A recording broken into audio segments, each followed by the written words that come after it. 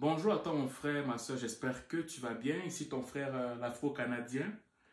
Avec les vidéos que je mets ces temps-ci, je me rends compte qu'il y a beaucoup de...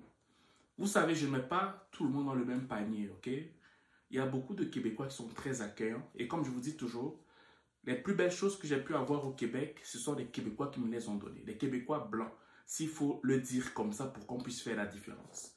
Mais il y a toujours une catégorie de personnes qui ont l'impression que les immigrants, ce sont eux le problème du Québec. Bon, je vous épargne de tous les messages haineux, racistes que je reçois. Mais aujourd'hui, je vais faire une vidéo pour que je puisse encore expliquer quelque chose que beaucoup de Québécois, pas la majorité, mais beaucoup, ne comprennent pas encore. Vous avez déjà vu le titre. Le Québec n'est pas que blanc. Ça là, c'est comme une forme de fantasme que plusieurs Québécois ont. Le Québec n'est pas que blanc. Le Québec n'a pas été construit que par des blancs. Non. Le Québec est multiculturel. C'est la somme des habitants du Québec qui ont bâti le Québec. C'est la somme des habitants, ok, du Québec. J'insiste sur le Québec parce que c'est ici que je rencontre beaucoup ça. C'est déjà que oui, on a été gentil, on vous a reçu chez nous. Donc je veux dire, quand ils parlent, c'est chez nous, on vous a reçu, chez nous, on vous a donné, on a été sympa, on a été gentil. Moi, j'ai juste une seule question à vous poser. Une seule, pas deux, une seule question. Quel est le secteur au Québec où il n'y a que des blancs qui dirigent? Je vais recommencer, c'est très simple comme question. Dans quel secteur d'activité au Québec, je ne parle même pas du Canada, concentrons-nous au Québec, où il n'y a que des blancs qui dirigent? Donne-moi un seul secteur.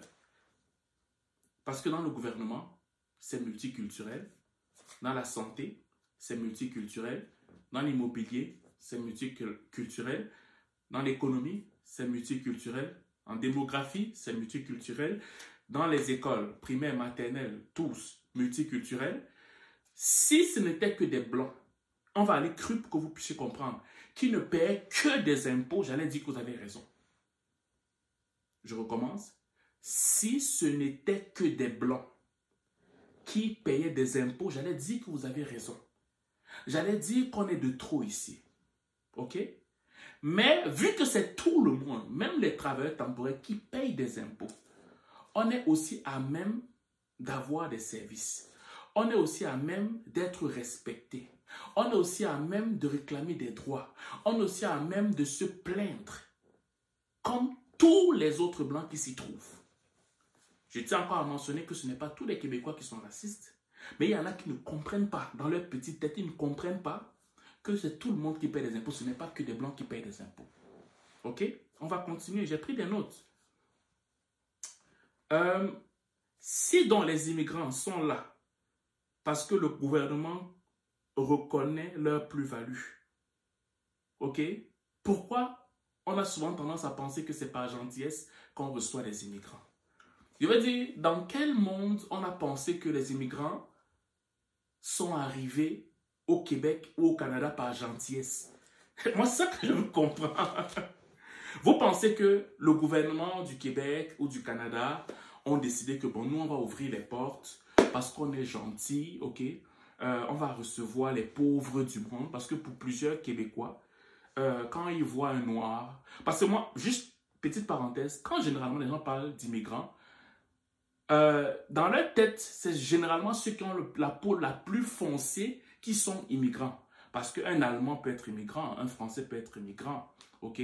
Tous ceux qui sont de la peau beaucoup plus blanche, de façon indirecte, ce ne sont pas des immigrants. Ça ne se le dit pas. Mais de façon codée, de façon indirecte, ils ne sont pas des immigrants. Ou bien du moins, ils sont des immigrants qui sont beaucoup plus supportables. Mais ceux qui ont dit souvent que ce sont des immigrants, tu vas généralement voir que ce sont des Noirs, ce sont des Arabes, ok? Ce sont des Premières Nations, ce sont des Hindous. Du moins, ceux qui sont beaucoup plus conservateurs dans leur culture. Je suis d'accord que quand tu arrives, tu dois t'intégrer. Mais dans le subconscient des gens, quand on parle d'immigrants, c'est beaucoup plus ceux qui ont la peau foncée. Bon, vous là, quand vous dites par exemple que parce que ça se dit tout le temps, on est trop gentil, on vous reçoit, maintenant on est fatigué de vous recevoir. Qui t'a dit qu'un gouvernement ouvre ses portes par gentillesse? Chaque gouvernement fonctionne avec un autre gouvernement par intérêt. Il n'y a aucun gouvernement qui fonctionne avec d'autres gouvernements ou d'autres peuples par gentillesse. Ce qui veut dire que si les gouvernements du Québec et du Canada acceptent que d'autres personnes viennent pour devenir des Québécois aussi, ok? Ça veut dire qu'il est pour l'intérêt du Québec et du Canada que nous soyons là. Tout comme vous êtes venus aussi vous installer sur les terres qui étaient auparavant pour des Premières Nations et qui sont encore pour des Premières Nations. Raison pour laquelle les Premières Nations ont un statut privilégié au Canada. Ils ne sont pas régis comme nous, ok? Non, ils ont une loi privilégiée qui les englobe en fait. Ils ont leur combat à part avec les gouvernements et les provinces. Tout comme nous, on a des lois à part qui nous régissent en fait. Donc ça veut dire que de la même façon que toi, blanc, qui considère moi comme une personne qui n'est pas québécois-canadien, mais je peux aussi dire de la même façon que toi aussi tu n'es pas québécois-canadien. Parce que tes pères sont arrivés, ils ont immigré par bateau, mais nous on est venus par avion, c'est tout. Le premier noir qui est arrivé pour accompagner Samuel de Champlain, mais c'est quelqu'un qui venait même avant, c'est la raison pour laquelle c'est comme ça qu'il a appris la langue des Premières Nations. Donc ça veut dire que s'il faut qu'on aille dans votre sens, ben il y a un noir, j'ai oublié son nom, je pense d'Acosta, qui est arrivé avant Samuel de Champlain ici au Québec. En venant faire le troc, en apprenant comment on parlait avec les Premières Nations, c'est pour ça que Samuel de Champlain a sollicité son aide pour pouvoir avoir la traduction avec les Premières Nations. Fait que s'il faut qu'on aille dans votre sens, ben un noir arrive avant Samuel de Champlain ici. Mais moi je ne veux pas aller dans ça parce que ça apporte la division. Ça apporte la division. Donc, que tu le veuilles ou pas de voir la couleur noire comme celle-ci, il faudrait savoir qu'on va devoir se supporter. Parce que le Québec n'est pas bâti que par des blancs. Dans tous les secteurs d'activité, il y a des blancs, des noirs, des jaunes, partout. Et ce sont nous tous, blancs, noirs, jaunes, verts, violets, tout ce que tu veux, qui avons bâti le Québec. Donc, ça veut dire qu'un noir peut dire qu'il est pleinement québécois. Oui, je ne suis pas contre le fait que ce sont les pères québécois qui ont amené le Québec, qui ont bâti le Québec, ok? Qui ont donné des grandes lignes directrices au Québec. Mais mes pères, comme les pères asiatiques, comme les pères arabes, comme les pères d'autres contrées, sont venus apporter un plus sur les lignes directrices que les pères du Québec ont apportées. Si tu ne comprends pas ça, ça veut dire que tu vas être perdu. Les pères de la politique québécoise, de la politique canadienne, avaient des idées. Mais il fallait des hommes pour mettre pour mettre en lumière, pour matérialiser ces idées-là. Et c'est pour ça que les immigrants sont arrivés. Donc tu ne peux pas me dire que les pères du Canada et du Québec avaient des idées. Et nous sommes venus mettre en avant, matérialiser ces idées-là. Et tu me dis que les souffrances qu'on a eues, l'intelligence qu'on a apportée, tout ça là, on met ça tous ensemble en avant. Et maintenant, quand il y a le résultat, tu veux me traiter comme quelqu'un qui n'est pas québécois, qui n'est pas canadien. Parce que non, c'est des histoires. Donc moi, je tiens seulement à dire une chose. Arrêtez de vous faire du mal en vous-même. Il n'y a personne qui va m'empêcher de croire que je suis un Québécois. Ça n'existe pas. Oui, ça n'existe pas.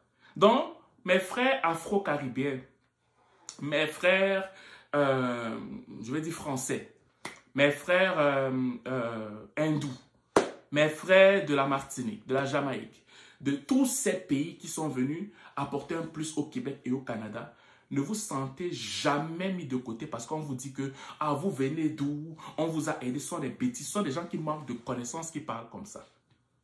Ce sont des gens qui manquent de connaissances qui parlent comme ça. Et ne les écoutez pas. Parce que je dis, il y a beaucoup de gens qui ont des diplômes, mais qui sont des analphabètes intellectuels. Et aussi, on peut tout dire aux statistiques, on peut tout dire à l'histoire, on peut tout dire à pas mal de choses en fait. Donc moi, c'est ce que je voulais apporter comme point. Et aussi, je voulais apporter aussi un dernier point, parce qu'il faudrait qu'on sache une chose, c'est le fait que ce n'est pas, on ne quitte pas nos pays parce qu'on est pauvre. Hein. Parce que beaucoup de gens pensent qu'on quitte nos pays, que ce soit l'Afrique ou les Caraïbes et tout, parce qu'on est pauvre. Non. On quitte nos pays parce qu'il y a des inégalités de richesse. C'est différent. La majeure partie des gens qui quittent leur pays, que ce soit du Cameroun, que ce soit de la Côte d'Ivoire, que ce soit de la Guinée, que ce soit, prends-moi n'importe quel pays, on ne quitte pas nos pays parce qu'on est pauvre. Non. Il y a certes la pauvreté, comme il y a aussi la pauvreté au Québec. Oui. Mais maintenant, à la seule différence qu'au Québec ou au Canada, ou dans tous ces pays-ci, ok, si tu veux t'en sortir, tu peux t'en sortir. C'est ça qu'on est venu chercher. La pauvreté est partout. Mais à la seule différence que dans les pays développés, si tu as la volonté, tu as plus de chances de t'en sortir que dans nos pays. C'est ça la différence. Mais il y a la richesse dans nos pays. Ça, c'est le premier point. Deuxième point, ceux qui viennent ici, la majeure partie de ceux qui viennent ici sont des personnes qualifiées. Donc, ça veut dire que dans la grande majeure partie du temps, ils n'avaient pas faim en Afrique ou dans les Caraïbes ou dans leur pays parce qu'il faut que tu remplisses certains critères pour arriver au Québec ou au Canada. Donc, quand tu me vois, tu as l'impression que j'étais pauvre dans mon pays, ou bien au contraire, c'est moi qui te regarde, je dis que tu n'as rien compris. Et c'est pour ça que le gouvernement, ils ont compris toutes ces choses-là. Donc, si tu me regardes, je suis arrivé ici. Ben, ce n'est pas parce que dans mon pays, je montais sur des chevaux, sur des ânes. Non, on avait des voitures, on avait des maisons, on avait toutes ces choses. Mais je viens ici parce que, malheureusement, je peux le dire ainsi, ce que je pourrais avoir, ce n'est pas sûr que mon enfant va l'avoir en matière d'opportunités parce qu'il y a des inégalités de richesse dans nos différents pays. Du moins dans la majeure partie. Ok? Donc, je viens ici parce que le départ dans la vie pour ma famille est meilleur ici que dans nos pays, en fait. C'est pour ça que je suis là. C'est tout. Ça n'a rien à voir avec la famine parce qu'on vous demande, vous regardez des documentaires, vous pensez que c'est toute l'Afrique ou des Caraïbes ou en Inde que c'est comme ça. Ça n'a rien à voir. On vient simplement chercher un équilibre. Une chance pour donner à nos enfants afin qu'ils aient un meilleur avenir. C'est tout. C'est tout, c'est tout. Il n'y a pas autre chose. Donc, moi, j'espère que tu vas être beaucoup plus intelligent quand tu parles à des personnes qui sont des Québécois, mais qui ne sont pas forcément blancs. J'espère que tu seras assez intelligent prochainement quand tu vas voir quelqu'un qui n'est peut-être pas blanc, mais qui est Québécois au même titre que toi. Et qui apporte même beaucoup plus que toi, qui est Québécois natif d'origine, dont tes pères colons étaient ici. Voilà. Et je dis merci au gouvernement québécois, merci au gouvernement canadien qui donne la possibilité aux gens qui viennent de partout dans le monde pour avoir un meilleur avenir ici, en fait. Voilà. Donc, c'est ce que je vais te transmettre comme message. J'espère que tu vas être beaucoup plus grandi après avoir écouté ce message. Si tu n'es pas beaucoup plus grandi, ce n'est pas grave. Tu vas demeurer dans ton ignorance et ça ne me dérange pas du tout, en fait. Sur ce, je te souhaite de passer une excellente journée ou une excellente soirée dépendant du lieu où tu m'écoutes. Ciao.